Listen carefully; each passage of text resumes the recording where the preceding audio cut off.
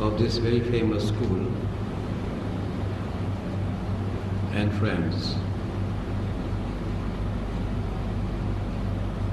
When we invite 800 people and a few turn up, one feels the experience of the Indian Parliament.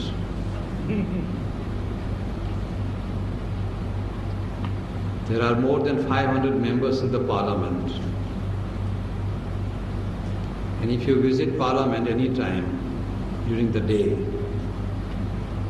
you find not more than 20 or 30 people in the Parliament.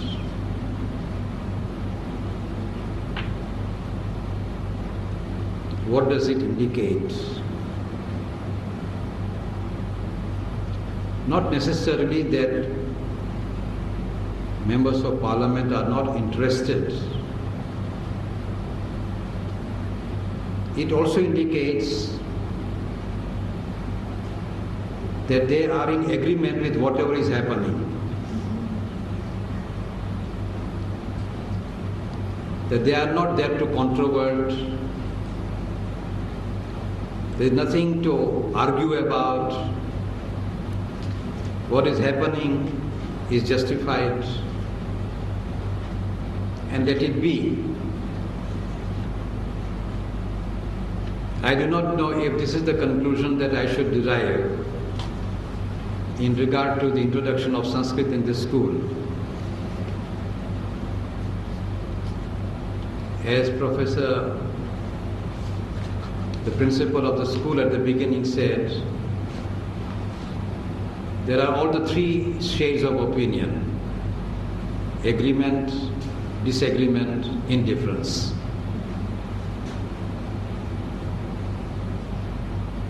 Whenever you start a new activity, particularly in the field of education,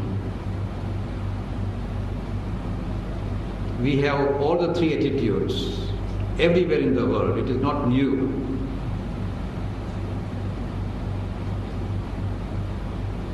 In the first place, everybody believes that he or she is an educationist. Whether this belief is right or wrong is a different question, may be debatable. But everybody in this world believes that he knows what is education.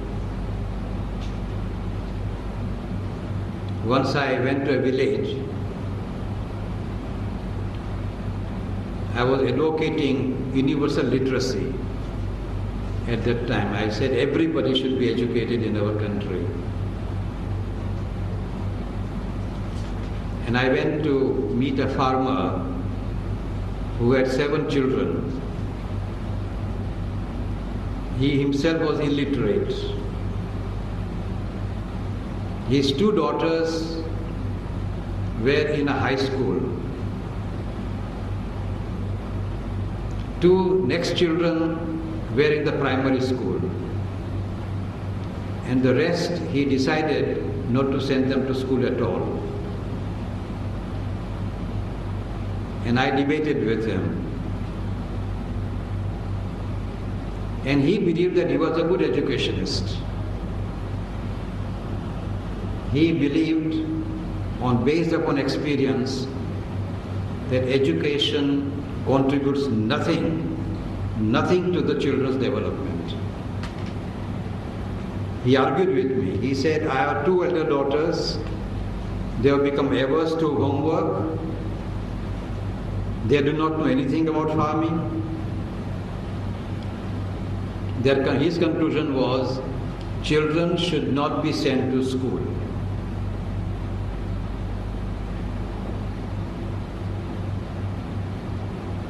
So if anybody says in this school, my child should not be taught Sanskrit, I will say, my dear friend, you are a good educationist. As everybody in the world is, child is yours.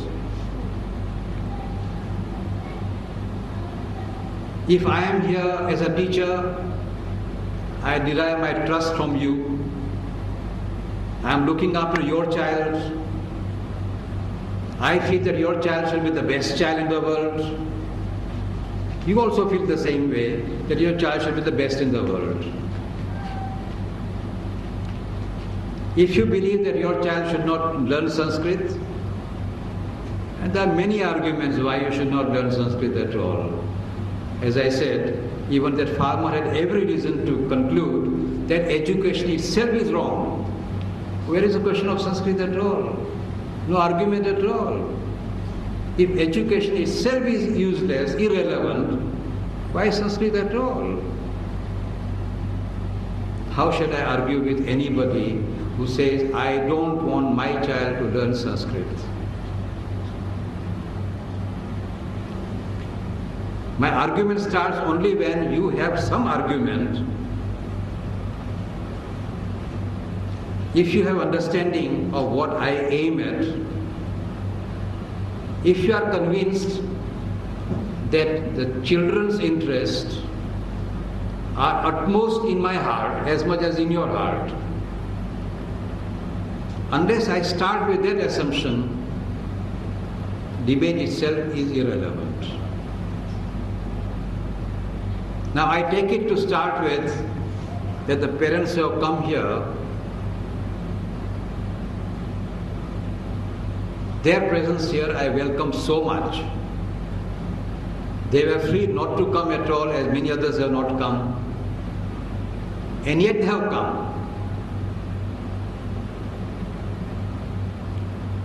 It is this value which I appreciate with all my heart. Even if 40 parents have come, I can be sure that these 40 people are deeply interested, are very well committed to the development of children. They feel that what they are doing in the school is of utmost importance in their own life. And therefore, I want to congratulate all of you who have come.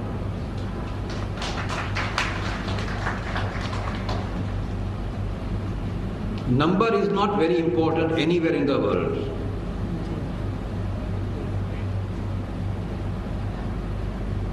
What is important is the substance for which you have come. And I will not take long to make a statement that I feel extremely proud, extremely happy that this school has taken the innovative step of introducing Sanskrit right from the earliest stages of education.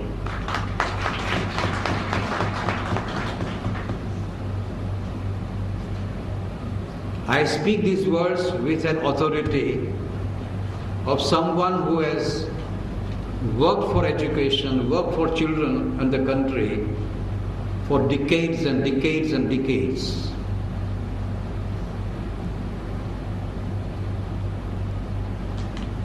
I have come to the conclusion that if I had to live my life again, I am already 73 now, but if I have to come back again, my friend always says, Mrityu Jivan ka anta nahi. And I agree with him entirely. I will surely come again. And I would know that I want to avoid the regret that